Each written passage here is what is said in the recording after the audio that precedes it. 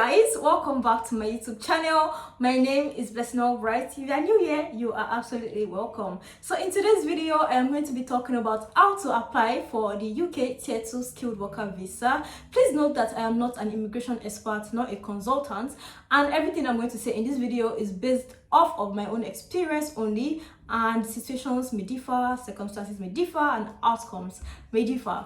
Anyway, without further ado, let's get right into talking about how you should apply for your skilled worker visa. By now, I believe you already know that for you to apply for a skilled worker visa, you need to have gotten a job with a licensed UK employer that is capable of sponsoring you to the UK. So capability of sponsoring you is not by mouth. They have to be able to issue you a certificate of sponsorship with which you will apply for your visa. So this certificate will consist of details, personal details, details of the job that you're coming to the UK to do, the number of hours you'll be working, the job description, down to the annual income that you'll be collecting, or monthly or weekly as the case may be. So yes, it needs to highlight all the details of the job that you're coming to do, as well as linking it back to you as a person. So yes, the certificate of sponsorship is like the most important document that you need to apply for a skilled worker visa. So that is number one. The UK is running a points-based system for the skilled worker visa program, where you have to gather 70 points based on the different criteria that they have listed on the website. Some of them include having a job and having a job at an appropriate level, which will give you extra points. Then I think having a PhD and other stuff like that also give you additional points. So basically you need to get 70 points, right, to qualify for the skilled worker visa. So one of the criteria is having knowledge of English. So getting a certificate that proves that you are knowledgeable in English will be giving you 10 points. It's not just enough to get a job in the UK. It is important to have a job that pays more than £25,600 per annum for you to qualify for a skilled worker visa. So yeah, it is important to look for a job. Jobs that can sponsor have to be above 25k. So yeah, that is one thing to definitely keep in mind. Back to the documents that you need to apply for the visa. The next documents you would need is your valid passport. Of course, right? So yeah, you definitely need to have a passport that is valid. You will submit at the embassy to apply for your visa.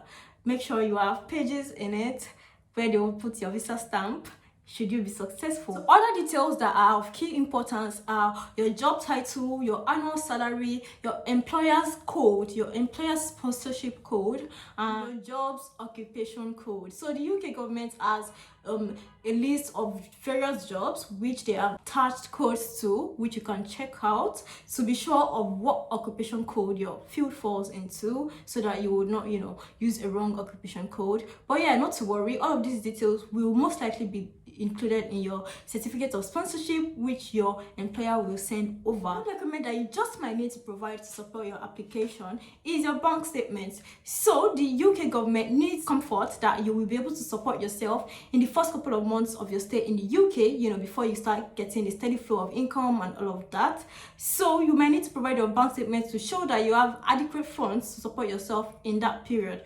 So for some jobs, your employer might be willing to certify that you will be taken care of in your first couple of months, so you might not need to provide that proof. My employer was able to certify that, we will take care of her in the first couple of months, so don't worry about it, something like that. So yeah, I didn't have to provide proof to the UK government that I have enough personal savings or all of that.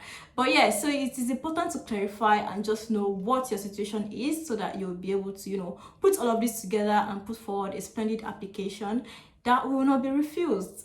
So if you are coming family, I think the amount differs from if you are coming alone. So it is important to get all these details and just know how much you need to keep in your bank account, so that you have the required amount and all of that. If you're also coming with family, it is important to have proof of their relationship. So if they are coming with you, you need to be able to prove that you guys are really related. I came alone, so I don't really have so much details on that, but I'm sure your immigration consultants or the visa application officers will be able to guide you through as to what you can provide to prove your relationship with this person. So another document that is like super important, especially if you're coming from Nigeria and other countries, is the TB test certificate. So you have to have proof that you are free from tuberculosis, and if you are TB positive, you might have to actually wait in Nigeria and treat your tuberculosis before you are allowed to travel to the UK. So yes, this is like super important. For certain jobs, you might be required to provide your criminal record certificate.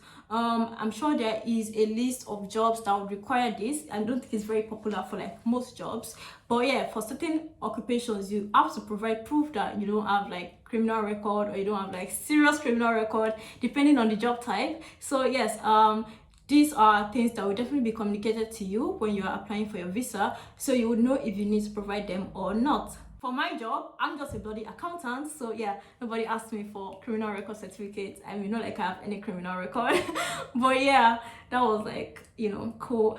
So yeah, in other cases, it might actually be a police certification. I know some people have had to, you know, provide that in addition to their documents. So yes, just confirm from whoever you're speaking to on the documents that you need to provide, so that you ensure that you are not leaving any loopholes for your application to be rejected. So if you have documents that are not in English, probably you went to a university where they speak French and your certificate is in French or something like that, you might need to have them translated into English language. So it is important to keep this in mind. All your documents have to be in English, or you have like an English translated version of it also attached. So the mandatory requirements for this visa type include offer of job by approved sponsor, which will give you 20 points. The job has to be at an appropriate skill level, which will give you another 20 points.